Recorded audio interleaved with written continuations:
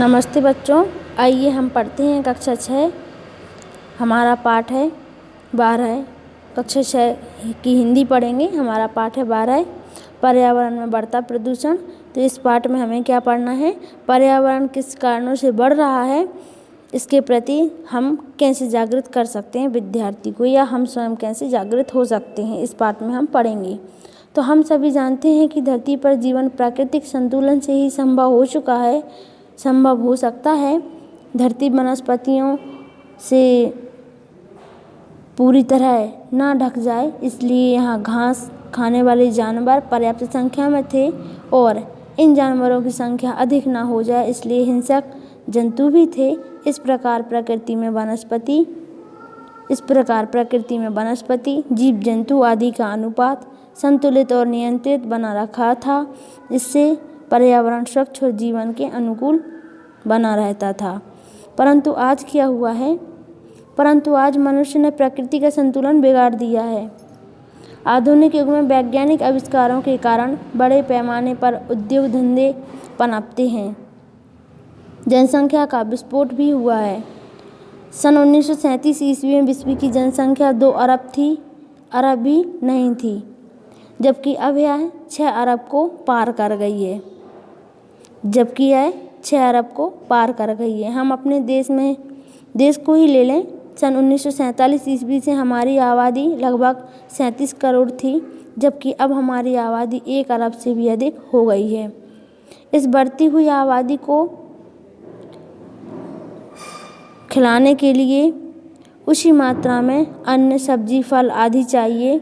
रहने के लिए घर चाहिए, पहनने के लिए कपड़े चाहिए। इसी प्रकार अन्य आवश्यकताओं की पूर्ति के लिए विभिन्न प्रकार की सामग्री भी चाहिए। खेती करने के लिए, घर बनाने के लिए, कारखाने चलाने के लिए, सैकड़ों सड़कों और रेल की पटरियां बिछाने के लिए भूमि चाहिए। इसलिए बड़े पैमाने पर जंगल काटे जा रहे हैं। इसके अलावा हमारे कल कारखाने कच्चे माल के लिए जंगलों पर भी निर्भर हैं। पिछले 50 वर्षों से जिस गति से जंगलों का सफाया हुआ है, वैसे कभी नहीं हुआ था। उद्योगों से पेड़ काटने की गति को खूब बढ़ी, किंतु उतनी ही गति से काटे हुए पेड़ों की जगह नए पेड़ उगाने का प्रयत्न नहीं किया गया। बढ़ती हुई आबादी को खिलाने के लिए खेतों को रासायनिक उर्वरक चाहिए। पौधों को कीटाणु हानि ना पहुंचाए, उसके लिए कीटनाशी दवाइयाँ चाहिए। इन उर्वरकों और कीटनाशी दवाइयों के कारण मिट्टी प्रदूषित होती जा रही है। बड़े बड़े उद्योग धंधे और बढ़ती हुई आबादी के कारण बड़े बड़े नगर बस गए। बड़े बड़े नगरों में मल निकासी के लिए बड़ी बड़ी नालियाँ निकाली गईं, जो अत्यंत नदियों में ही गिरी। वो अंततः नदियों में जाकर मिल गईं। कारखानों में से लगातार निकलता हुआ कचरा भी अंत में नदियों और जलाशयों में ही गिरता है। इस कारण नदियों और जलाशयों का जल दूषित होता जा रहा है।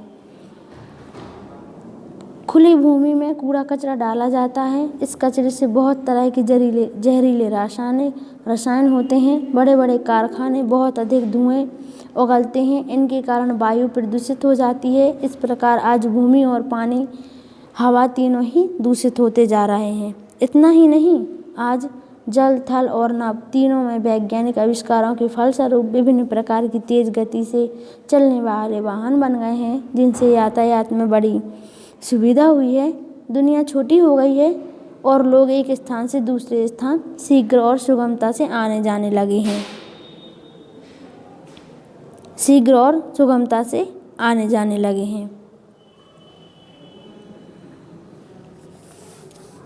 ये अनवरत दौड़ती हुई रेलगाड़ियाँ, बड़े बड़े बस स्टैंड, जलयान, विमान लगातार धुएं को उगलते ही हैं, शोर भी पैदा करते हैं। इनसे वायु प्रदूषण के साथ साथ ध्वनि प्रदूषण भी बढ़ रहा है।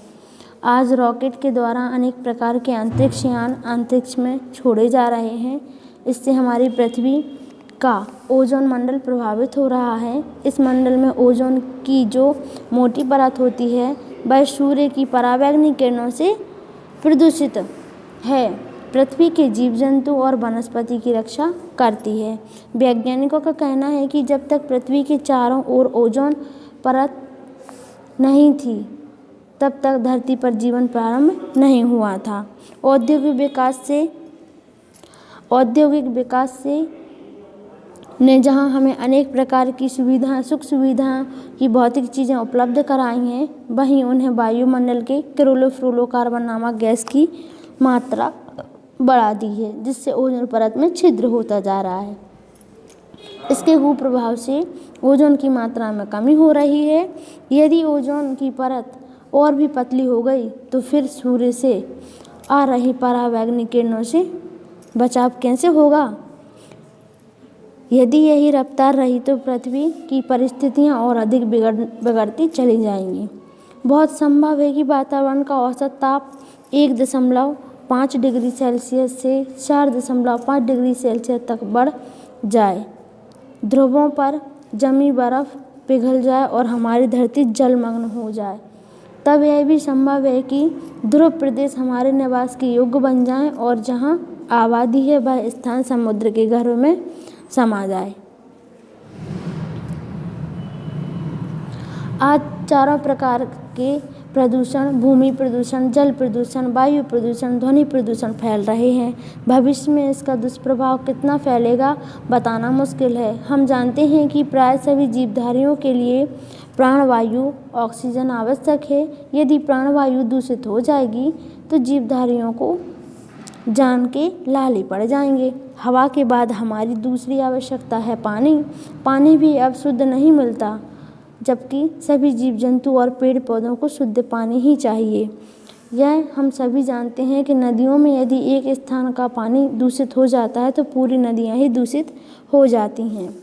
आज हमारा मौसम चक्र बहुत कुछ बदल गया है, बल्कि अनिश्चित सा हो गया है। अब कहीं अतिवृष्टि होती है और कहीं अल्पवृष्टि तो कहीं अनावृष्टि। कहीं इतनी बारिश होती है कि बाढ़ के कारण जन और धन की अपार हानि होती है, बल्कि कहीं बिल्कुल वर्षा नहीं होती, जिससे खेत में खड़ी फसलें नष्ट हो जाती हैं। कभी कभी जब फसल पक जाती है तब मूसलाधार वर्षा हो जाती है, जिससे अनाज को घर तक लाना असंभव हो जाता है। अधिक गर्मी पड़ने तथा समय से मानसून न आने के कारण भी प्रदूषण से जुड़ते ही हम जा रहे हैं, ये जोड़ा जा रहा है। ये प्रकृति विपदाएं इस प्रकार बढ़ती जा रही हैं कि हमारा प्रदूषित तो हो ही रहा है, बल्कि प्राकृतिक संतुलन भी बिगड़ रहा है। मौसम में इस तरह के बदलाव से जन सामान्य को पीड़ित हैं ही और वैज्ञानिक भी चिंतित हैं। हम सब जानते हैं कि सांस की अधिकतर बीमारियां हवा और गंदगी के कारण ही होती हैं और पेट की बीमारियां गंदे जल के कारण होती हैं। जीवन को स्वस्थ बनाए रखने के लिए सांस लेने योग्य वायु और पीने योग्य पानी दोनों ही अत्यंत महत्वपूर्ण हैं। कल कारखानों और तेज चलने वाले वाहनों भी भीषण शोर करते हैं, उन्हें भी नियंत्रित करने की आवश्यकता है, और क्योंकि इनके बीच रहने से मानसिक तनाव बढ़ जाता है, हृदय की धड़कनें तेज हो जाती हैं। इसके आगे हम कल पढ़ेंगे। धन्यवाद।